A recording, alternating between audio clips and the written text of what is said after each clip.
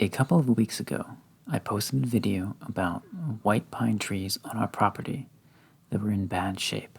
All of their needles had unexpectedly turned brown.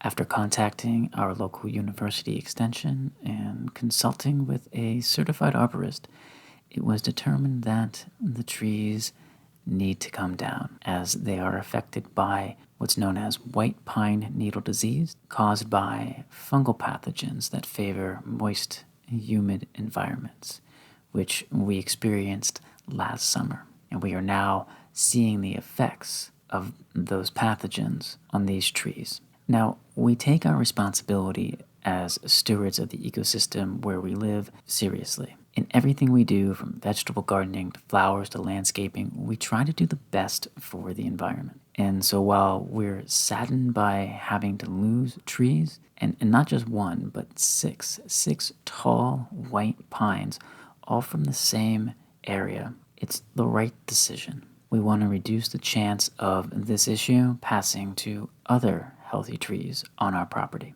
So keep watching this video to see the process of these trees being removed, and stay to the end to see what the area looks like now. Make sure to like and subscribe, and we will continue to do videos and provide updates on this space and the transformation of this area of our property.